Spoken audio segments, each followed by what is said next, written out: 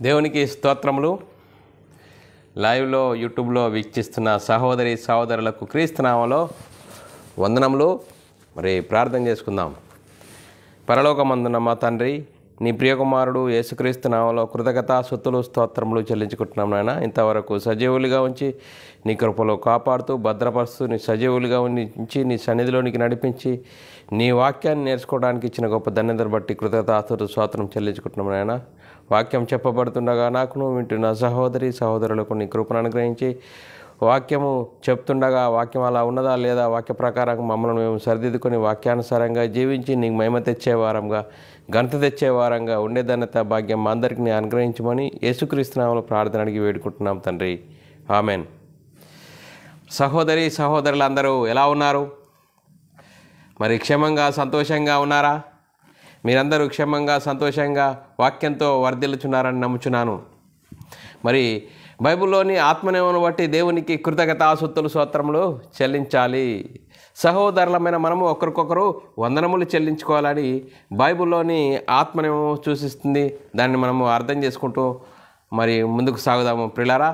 మరి ఈరోజు ధర్మశాస్త్ర సంపూర్ణ వివరణ అనే అంశంలో మరి యేసుక్రీస్తు ఆరోహణమైనప్పుడు చెరనుగా కొనుక్కోబడిన చెర ఏది, చెరగా కొనుక్కోబడిన చెర ఏది అనే అంశము నేర్చుకుందాం పిల్లారా. మరి ఈ అంశము చెప్పబడుతుండగా ఒక వ్యక్తిని గురించి కానీ, ఒక సంస్థను గురించి కానీ, ఒక సంఘమును గురించి కానీ, మరి మాకే తెలుసు మీకు ఎవరికి తెలియదు అనే ఉద్దేశం కాకుండా ఏది మాట్లాడినా ఏది ప్రకటించినా లేఖనం ఆధారం చేసుకొని వాక్యాన్ని మీ చేరువలోనికి మీతో వాక్యం పంచుకోవడానికి దేవుడిచ్చిన గొప్ప ధన్యతను బట్టి దేవునికి కృతజ్ఞతాస్తుతులు స్తోత్రములు చెల్లించబద్ధుడనై ఉన్నాను ప్రియులారా. మరి ధర్మశాస్త్రము సంపూర్ణ వివరణ అనే అంశంలో చాలా పాఠాలు నేర్చుకున్నాం ప్రియులారా.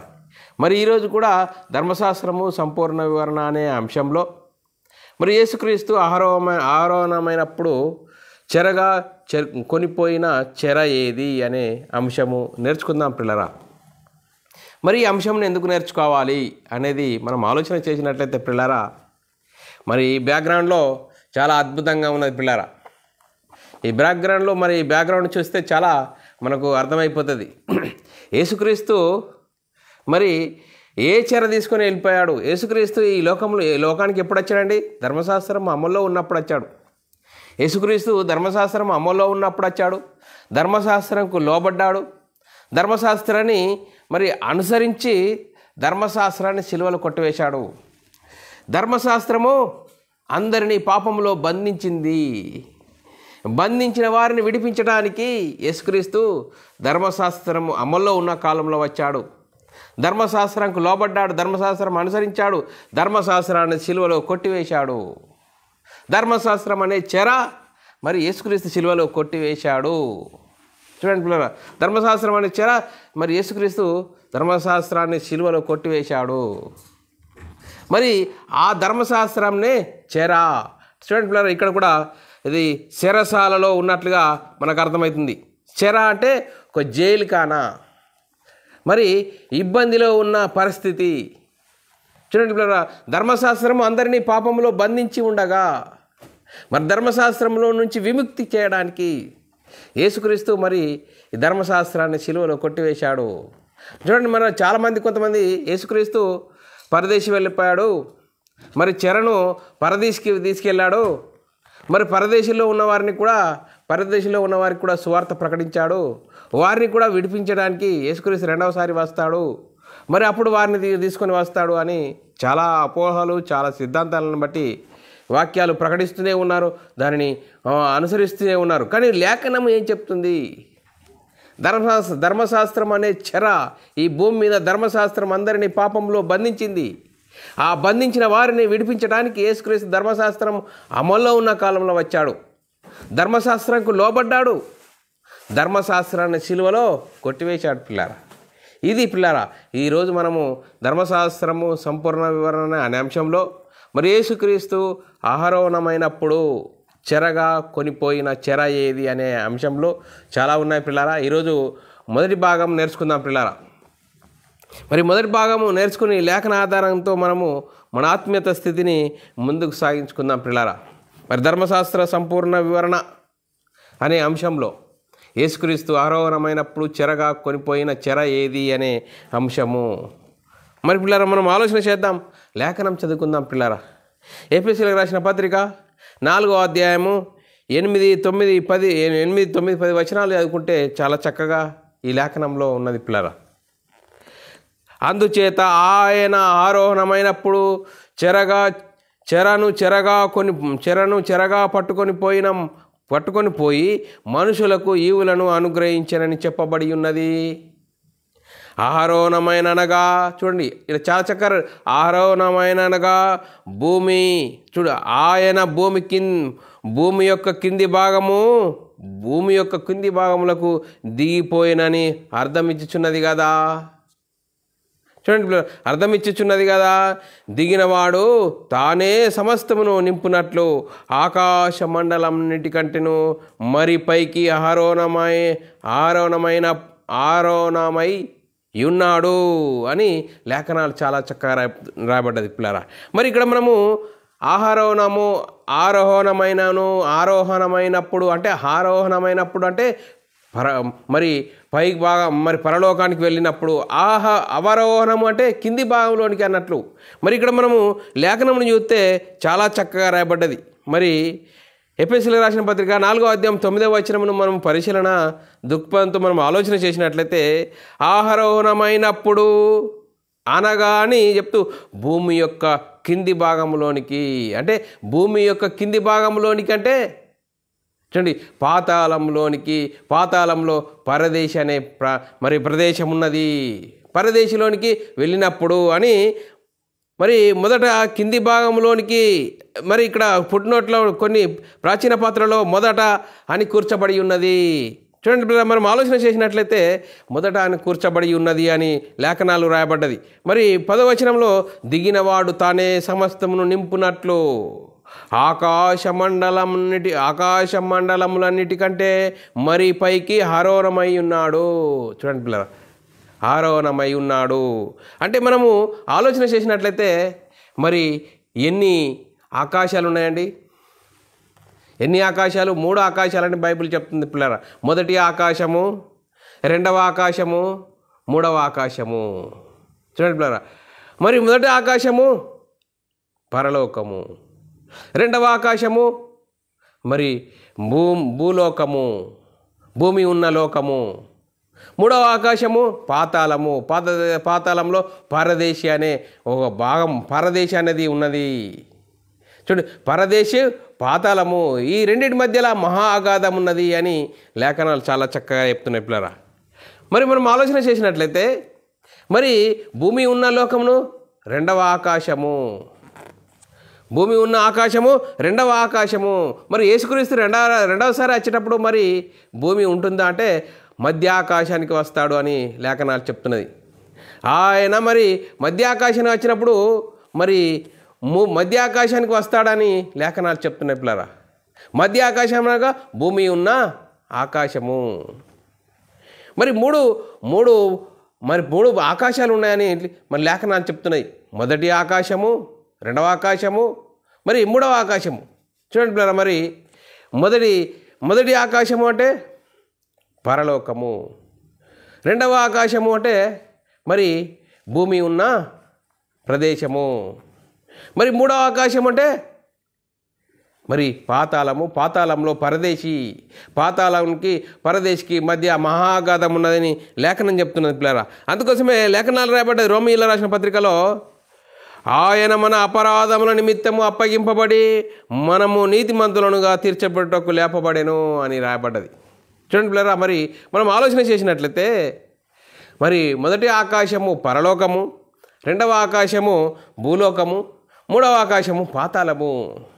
3 ప్రదేశాలు ఉన్నట్లుగా మరి బైబిల్ చాలా చక్కగా చెప్తున్నది పిల్లరా. 3 ఆకాశాలు మరి ఉన్న మూడవ ఆకాశానికి కొనిపోబడెను అని లేఖనాల్లో రాయబడ్డది. మరి లేఖనం చూసుకుందాం పిల్లరా. మొదటి 2 కొరింథీయులకు రాసిన పత్రిక 12వ అధ్యాయం 2వ వచనం చదువుకున్నట్లయితే 2 కొరింథీయులకు రాసిన పత్రిక 12వ అధ్యాయము 2వ వచనం చదువుకున్నట్లయితే 2-3 వచనాలు చదువుకున్నట్లయితే క్రీస్తునందున్న ఒక మనిషిని నేను ఎరుగుదును, అతడు 14 సంవత్సరములైన కిందట మూడవ ఆకాశమునకు కొనిపోబడెను. అతడు శరీరంతో కొనిపోబడెను నేను ఎరగను, లేక శరీరం లేక కొనిపోబడెను నేను ఎరగను. చూడండి పిల్లరా, అది దేవునికే తెలియను అంటూ చూడండి, అట్టి మనిషిని నేను ఎరుగుదును, అతడు పరదేశిలోనికి కొనిపోబడి. మరి యేసుక్రీస్తు మరణించిన తర్వాత ఎక్కడికి వెళ్ళాడు? పరదేశికి వెళ్ళాడు. మరి పరదేశికి వెళ్ళి మరి ఆకాశము మరి పరదేశికి వెళ్ళి ఏమని చెప్తున్నది? మరి ఎఫెసీయులకు రాసిన పత్రిక 4వ అధ్యాయం 10వ వచనంలో దిగినవాడు తానే సమస్తమును నింపునట్లు ఆకాశ మండలంన్నిటికంటేను మరి పైకి ఆరోహణమైనప్పుడు. చూడండి పిల్లరా, ఆరోహణమైనప్పుడు చెరను చెరగా పట్టుకొని పోయిన చెర ఏది అంటే, కొంతమంది ఏమంటున్నారు, యేసుక్రీస్తు మరి పరదేశికి వెళ్ళాడు,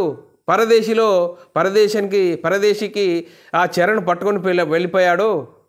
ఆ చెరలో ఉన్నవారు ఎవరంటే మరి మరణించిన వారందరూ చెరలో ఉన్న శరను తీసుకుని వెళ్ళిపోయాడు, పరదేశంలో ఉన్న వారికి సువార్తను ప్రకటిస్తాడు అని చెప్తున్నారు పిల్లరా. ఏ వాక్యమును బట్టి వారు ఇలా ప్రకటిస్తున్నారు అంటే, మరి చూడండి పిల్లరా, మొదటి పేతురు రాసిన పత్రిక 4వ అధ్యాయం 6వ వచనంలో రాయబడిన లేఖనమును మనం చదువుకున్నట్లయితే ఈ వాక్యమును ఆధారం చేసుకొని వారు మరి ప్రకటిస్తున్నట్లుగా మనము అర్థం చేసుకోవచ్చు పిల్లరా. మరి మొదటి పేతురు రాసిన పత్రిక 4వ అధ్యాయం 6వ వచనం, మృతులు శరీర విషయంలో మానవరీత్యా తీర్పు పొందినట్లు ఆత్మ విషయమై దేవుని బట్టి జీవించినట్లు వారికి కూడా సువార్త ప్రకటించబడెను. మరి పిల్లారా, మరి ఈ వాక్యమును బట్టి వారు మరి మృతులు ఎవరు? చూడండి పిల్ల, మృతులు శరీర విషయమై మానవరీత్యా అని ఇక్కడ రాయబడ్డది, కానీ మరి జీవించుచున్నావన్న పేరు మాత్రం ఉన్నది మృతులుగా ఉన్నవారు. అంటే శరీరంలో మృతులుగా ఉన్నవారు, సువార్తకు లోబడిన వారు, సువార్త ప్రకటిస్తున్నా కానీ అదని పిడచేవని పెట్టినవారు. చూడండి, జీవించుచున్నావన్న పేరు మాత్రం ఉన్నది మృతులుగా ఉన్నా అంటే దేవుని మాటకు సువార్తకు లోబడిన వారిని గురించి ఇక్కడ తీర్పు తీరుస్తున్నది. కానీ మరి ఇక్కడ ఈ వాక్యమును బట్టి ఎవరేం చెప్తారు? పరదేశిలో ఉన్నవారికి యేసుక్రీస్తు మరి చెరను చెరగా పట్టుకొని పోయి వారికి సువార్తను ప్రకటిస్తున్నారు అని చెప్తున్న పరిస్థితి మనం ముంగటున్నది పిల్లారా. ఇంకా అంతేకాదు, ఏ వాక్యమును బట్టి ఇంకా మరి చూడండి పిల్లారా, మొదటి పేతురు రాసిన పత్రిక 3వ అధ్యాయం 20వ వచనమును బట్టి కూడా వారు ఈ విధంగా చెప్తున్నారు, దేవుని దీర్ఘశాంతము ఇంకా కనిపెట్టుకొనిచున్నప్పుడు పూర్వము నోహావు దినములలో ఓడ సిద్ధపరచబడుచుండగా అవిధేయులైన వారి యొద్దకు, అనగా చెరలో ఉన్న ఆత్మల యొద్దకు ఆయన ఆత్మరూపిగా వెళ్ళి వారికి ప్రకటించెను అని రాయబడ్డది. వారికి ప్రకటించెను, చెరలో ఉన్న వారికి. అంటే చూడండి, చెర అనేది మరి ఏంటి? పరదేశీ ఒక చెర అని చెప్పేవారు ఉన్నారు. ఆ పరదేశంలో ఉన్న వారికి యేసుక్రీస్తు సువార్త ప్రకటించడానికి వెళ్ళాడు. చూడండి పిల్లరా, మరి మనం ఆలోచన చేయాలి. మరి ఈ వాక్యం ఎందుకు రాయబడ్డది అనేది ఆలోచన చేసినట్లయితే, మరి పూర్వం నోహు దినములను గురించి రాయబడ్డది. నోహు దినంలో ఏ విధంగా ఉండేను అని రాయబడ్డతే వీరు ఈ చెరాన్ని తీసుకొని మరి పరదేశికి తీసుకెళ్ళాడు యేసుక్రీస్తు, చెరగా పట్టుకొని పోయాడు అని ప్రకటిస్తున్న పరిస్థితి నేటి మరి చాలామంది ప్రకటిస్తూనే ఉన్నారు పిల్లరా. మరి ఈ వాక్యం ఎందుకు రాయబడ్డది? వాక్యంలో ఉన్న పరిస్థితి ఏంటి అంటే, మరి నోహు దినములను గురించి మరి అక్కడ రాయబడితే ఇది చెర ఉన్నది కాబట్టి ఈ చెర మరి యేసుక్రీస్తు చెరగా పట్టుకొని పోయాడు, పరదేశికి వెళ్ళిపోయాడు అని చెప్తున్న పరిస్థితి పిల్లారా. ఇంకా మనం ఆలోచన చేసినట్లయితే పిల్లారా, మరి చెర ఏ విధంగా ఉంటుంది? చెరలో ఉన్నవాడు ఏ విధంగా ఉంటారు? చెర అంటే ఏంటి? చెర అంటే చెరసాల, బందికానా. చూడండి పిల్లరా, మరి చెర అంటే చెరసాల, బందికానా. మరి చెరలో ఉన్నవారు ఏ విధంగా ఉంటారు అంటే, చూడండి పిల్లరా, అబ్రాహాము లాజరుని గురించి మనం చూస్తూ ఉంటే వారు ధనవంతులుగా ఉన్నారు. ధనవంతుడు ఏం చేశాడు? భూమి మీద సుఖంగా జీవించాడు, సువార్తకు లోబడలేడు. సువార్తకు లోబడని తరుణంలో సువార్త ప్రకటించబడ్డది. అబ్రాహాము చనిపోయాడు, లాజరు చనిపోయారు, వీరిద్దరు చనిపోయారు. మరి చెరలో ఉన్నవారు ఏ విధంగా ఉంటారు అని లేఖనము చదువుకున్నట్లయితే పిల్లరా, లూకాసు వార్త 16వ అధ్యాయము 22వ వచనంలో మరి మనం చదువుకున్నట్లయితే మరి లూకాసు వార్త 16:24 వచనంలో మనం చదువుకున్నట్లయితే మరి ధనవంతుడు చనిపోయాడు. ఆ ధనవంతుడు చనిపోయినప్పుడు ఆ ధనవంతుడు ఏమంటాడు, తండ్రివైన అబ్రామా నా యందు కనికరపడి తన వేలి కొనను నీళ్లలో ముంచి నా నాలుకను చల్లార్చుకుంటకు లాజరును పంపము, ఈ అగ్నిజ్వాలలో యాతన పడుచున్నాను. చూడండి పిల్లరా, యాతన పడుచున్నాను. చెర అనేది వేదనకరమైన స్థలమని, యాతన పడే స్థలమని లేఖనం చెప్తుంది. మరి ఎక్కడా చూడండి పిల్లరా, ఎక్కడా చూడండి పిల్లరా, మనం ఆలోచన చేసినట్లయితే చెర అనేది మరి ఇబ్బంది పడే పరిస్థితి, యాతన పడే పరిస్థితి అని లేఖనం చెప్తుంది. మరి మనం ఆలోచన చేసినట్లయితే ఇంకా మరి పరదేశి ఏ విధంగా ఉంటుంది, పరదేశి ఏ విధంగా ఉంటుంది అనేది లేఖనం చదువుకున్నట్లయితే పరదేశి ఏంటిదంటే ఏ విధంగా ఉంటుంది, విశ్రాంతి పొందే స్థలము అని లేఖనం చెప్తుంది. లూకాసు వార్త 16:22 వచనంలో ఆ దరిద్రుడు చనిపోయి దేవదూతల చేత అబ్రాహాము రొమ్మున కొనిపోబడెను. చూడండి పిల్లరా, ఆ దరిద్రుడు చనిపోయి అబ్రాహాము రొమ్మున ఆనుకున్నాడు అంటే విశ్రాంతి పొందుతున్నాడు. చూడండి, మరి మనం ఆలోచన చేసినట్లయితే 16వ వచనంలో చాలా చక్కగా లూకాసు వార్త 16:25 వచనంలో చాలా చక్కగా రాయబడ్డది. అందుకు అబ్రాహాము, కుమారుడా నీ జీవితకాలం మందు నీకిష్టమైనట్లు సుఖము అనుభవించితివి, అలాగు లాజరు కష్టము అనుభవించినని జ్ఞాపకం చేసుకును. ఇప్పుడైతే వాడు ఇక్కడ నెమ్మది పొందుచున్నాడు, నీవు యాతన పడుచున్నావు. చూడండి పిల్లరా, నెమ్మది పొందే స్థలము పరదేశి, యాతన పొందే స్థలము మరి పాతాళము. చూడండి, మరి మనం ఆలోచన చేసినట్లే చెర అనేది బందీకానా. మరి మనం ఆలోచన చేసినట్లయితే పిల్లారా, మరి చెర అనేది ఎక్కడుంటుంది, పరదేశిలో ఉంటుందా? లేదు పిల్లారా. మరి మనం ఆలోచన చేయాలి, చెర అనేది ఎక్కడ? మరి యేసుక్రీస్తు ఎక్కడ పరిచర్య చేశాడు? భూమి మీద పరిచర్య చేశాడా, పరదేశీలో ఉన్న వారికి మరి పరిచర్య చేశాడా? మనం ఆలోచన చేసినట్లయితే ఎక్కడ పరిచర్య చేశాడు? ఎక్కడ ఉన్న చెర మరి యేసుక్రీస్తు చెరగా కనుపోయాడు. మరి యేసుక్రీస్తు ఆరోహణమైనప్పుడు చెరగా కొనిపోబడిన చెర ఏది? భూమి మీద ఉన్న చెర ఏది? ధర్మశాస్త్రం అందరినీ పాపంలో బంధించి ఉండగా యేసుక్రీస్తు ధర్మశాస్త్రం అమల్లో ఉన్న కాలంలో వచ్చాడు, ధర్మశాస్త్రంకు లోబడ్డాడు, ధర్మశాస్త్రాన్ని సిలువలో కొట్టివేశాడు. చూడండి పిల్లలు, ధర్మశాస్త్రాన్ని చెరకు పట్టుకొని పోయిన చెర ఏదంటే ధర్మశాస్త్రం అందరినీ పాపంలో బందీలుగా ఉన్న వారిని విడిపించడానికి యేసుక్రీస్తు ధర్మశాస్త్రాన్ని సిలువలో కొట్టివేశాడు అని లేఖనం చాలా చక్కగా చెప్తున్నది పిల్లరా. మనం ఆలోచన చేసినట్లయితే పిల్లరా, లూకాసు వార్త 23వ అధ్యాయము 42-43 వచనాల్లో చాలా చక్కగా రాయబడ్డది. ఆయనను చూసి యేసుక్రీస్తును సిలువ వేసినప్పుడు మా ఆయనతో పాటు 2 దొంగలను సిలువేశారు. మరి వాడు ఒక దొంగ ఏమంటున్నాడు, యేసుక్రీస్తును అడుగుతున్నాడు, యేసుక్రీస్తును నువ్వు నీ రాజ్యంలోనికి వచ్చి నన్ను జ్ఞాపకం చేసుకోమన్నప్పుడు.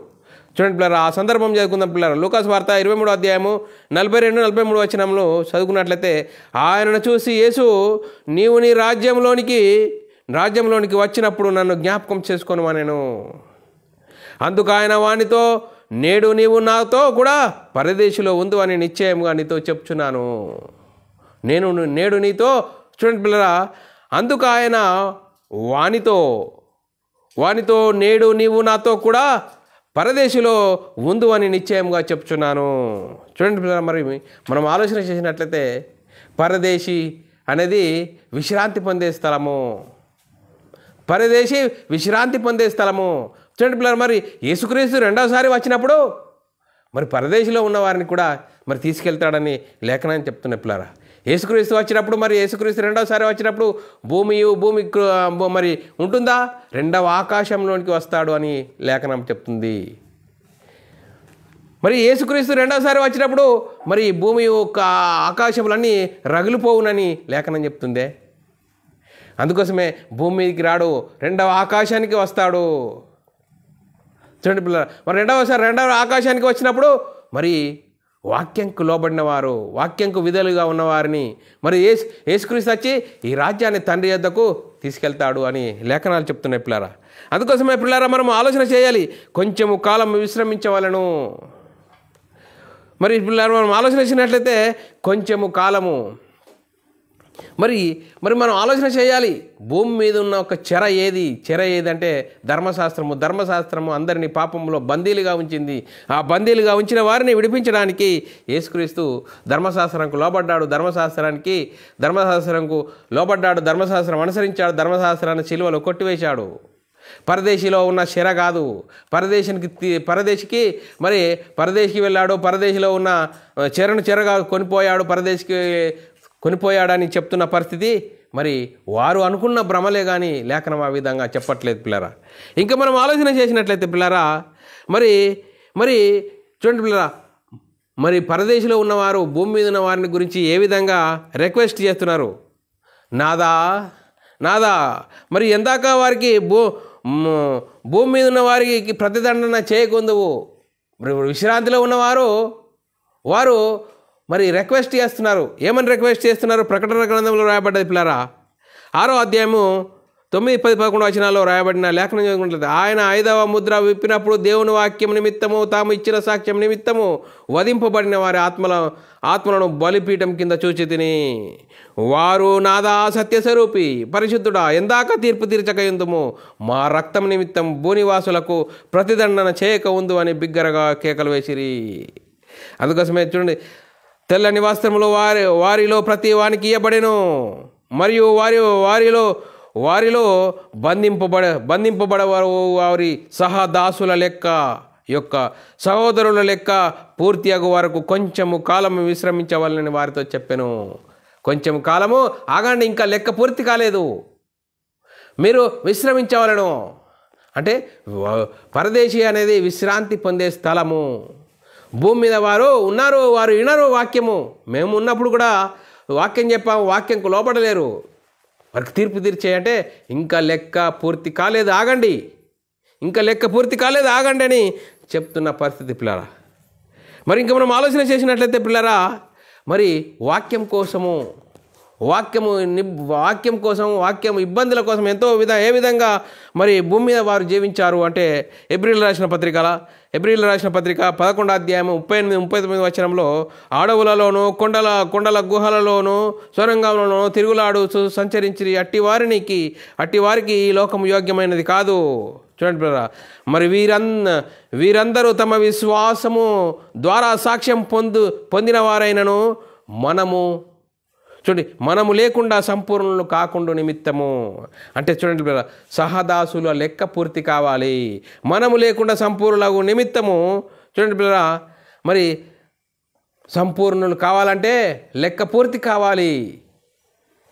చూడండి పిల్లరా, మరి వాక్యం కోసము వాక్యానుసారంగా జీవించిన వారు మరి వారి నిమిత్తము ఇంకా లెక్క పూర్తి కాలేదు, మనము లేకుండా లెక్క పూర్తి కాలేదు అని లేఖనం చెప్తుంది పిల్లరా. మరి వీరందరూ తమ విశ్వాసం ద్వారా సాక్ష్యం పొందిన వారైనను మనము లేకుండా సంపూర్ణులు కాలేరు లేఖనం చెప్తుంది పిల్లరా. మరి మనం ఆలోచన చేసినట్లయితే మరి ఇంకా మరి పరదేశీ ఎక్కడుంది? 3వ ఆకాశంలో ఉంది, పాతాళంలో ఉంది.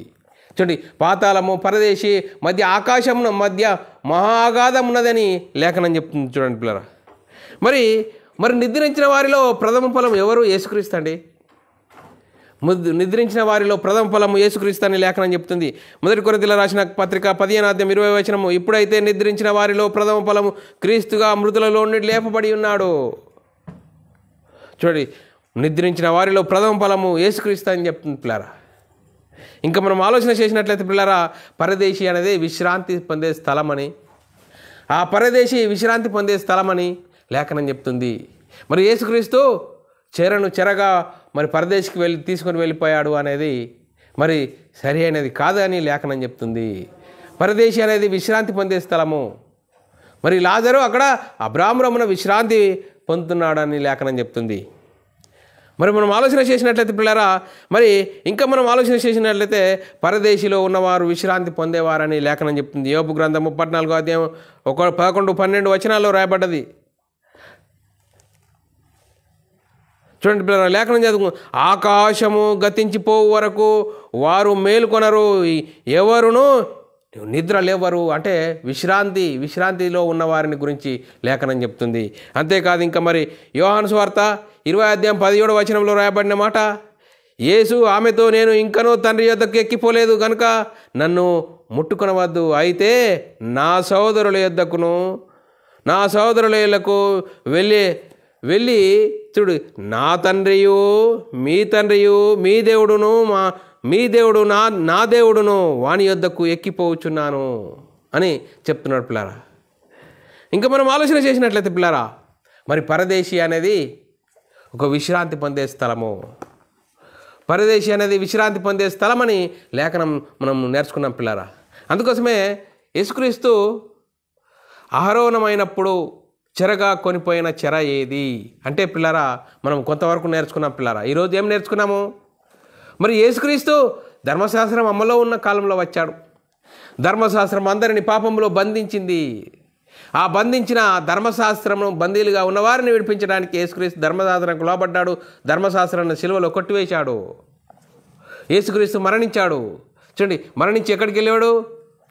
మరి 3వ ఆకాశానికి వెళ్ళాడు. 3వ ఆకాశానికి వెళ్ళాడని లేఖనం చెప్తుంది. చూడండి, 3వ ఆకాశానికి వెళ్ళి పరలోకానికి మరి మొదటి ఆకాశానికి వెళ్ళాడని మన లేఖనం చెప్తుంది పిల్లరా. ఎఫెసీయులకు రాసిన పత్రికలో రాయబడి నా మాటను మనం చదువుకొని ముగిద్దాం పిల్లరా. ఈరోజు ఎఫెసీయులకు రాసిన పత్రిక 4:8 రాయబడిన లేఖనం చదువుకొని ఈరోజు ఈ పాఠం ముగిద్దాం పిల్లరా. ఎఫెసీయులకు రాసిన పత్రిక 4:8 అందుచేత ఆయన ఆరోహణమైనప్పుడు చెరగా పట్టుకొని పోయి మనుషులకు ఈవులను అనుగ్రహించెనని చెప్పబడి ఉన్నది అంటూ, ఆరోహణమైన అనగా భూమి యొక్క కింది భాగములకు దిగినని అర్థమిచ్చుచున్నది. చూడండి పిల్లరా, భూమి యొక్క కింది భాగములకు దిగినని అర్థమిచ్చుచున్నది. 10వ వచనంలో, దిగినవాడు తానే సమస్తమును నింపునట్లు ఆకాశ మండలమునన్నిటికంటే మరి పైకి ఆరోహణమై ఉన్నాడు అని లేఖనం చెప్తుంది పిల్లరా. అంటే చూడండి పిల్లరా, భూమి మీద ఉన్న చెర ఏది? ధర్మశాస్త్రము. యేసుక్రీస్తు ధర్మశాస్త్రం అమల్లో ఉన్న కాలంలో వచ్చాడు. ధర్మశాస్త్రానికి లోబడ్డాడు. ధర్మశాస్త్రాన్ని కొట్టివేసిన తర్వాత యేసుక్రీస్తు మరణించి ఎక్కడికి వెళ్ళాడంటే మరి పరదేశికి వెళ్ళాడని లేఖనం చెప్తుంది. ఆయన ఆరోహణమైనప్పుడు చెరగా పట్టుకొని పోయి మనుషులకు ఈవులను అనుగ్రహించనని చెప్పబడి ఉన్నది కదా అంటూ, ఆరోహణమైన అనగా ఆయన భూమి యొక్క కింది భాగములకు దిగినని అర్థమిచ్చుచున్నది కదా. అంటే పరదేశికి వెళ్ళాడు. పరదేశిలో నుంచి మళ్ళా దిగినవాడు తానే సమస్తమును నింపునట్లు ఆకాశ మండలాన్నిటికంటే మరి పైకి ఆరోహణమై ఉన్నాడు అని లేఖనం చెప్తుంది పిల్లారా. అందుకోసమే చెర అనేది పరదేశిలో ఉన్నవారికి పరదేశికి తీసుకుని వెళ్ళాడు అని చెప్తున్న పరిస్థితి అది వాక్యానుసారమైనది కాదని లేఖనం చెప్తుంది. పరదేశి అనేది విశ్రాంతి పొందే స్థలం అని చెప్తున్నది లేఖనము. మరి పిల్లరా, మనం ఆలోచన చేయాలి. ఇంకా మరి వచ్చే పాఠాలలో చాలా ఇంకా విలువైన సంగతులు మనం నేర్చుకుందాం పిల్లరా. మరి యేసుక్రీస్తు ఆరోహణమైనప్పుడు చెరగా కొనిపోయిన చెర ఏది అంటే ధర్మశాస్త్రం అనేది ఒక చెర. ధర్మశాస్త్రము అందరినీ పాపంలో బంధించింది.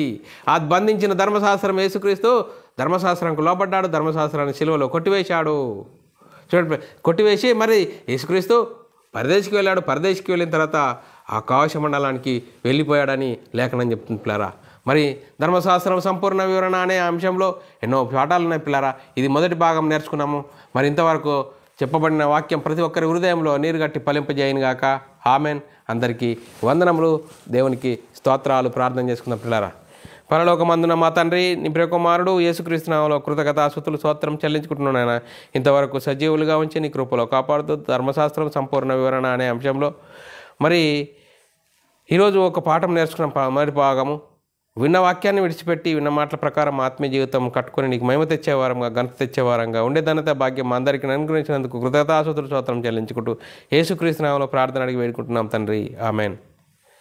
ప్రియులారా, మరి ఇలాంటి అంశాలు వినాలనుకుంటున్నారా? మరి యూట్యూబ్ ఛానల్లో BW అకాడమీ ఛానల్ సబ్స్క్రైబ్ చేసుకోండి. అలాగే బైబుల్ విజ్డమ్ అకాడమీ బేరాన్ని సబ్స్క్రైబ్ చేసుకోండి. మీరు వినండి, అనేకులకు షేర్ చేయండి. మీ వ్యక్తిగత ప్రార్థనలో మా పరిచర్య నిమిత్తం ప్రార్థనలో జ్ఞాపకం చేసుకోవాల్సిందిగా క్రీస్తు ప్రేమను బట్టి బతిమాలకొచ్చున్నాను. అందరికీ వందనములు. దేవునికి స్తోత్రములు.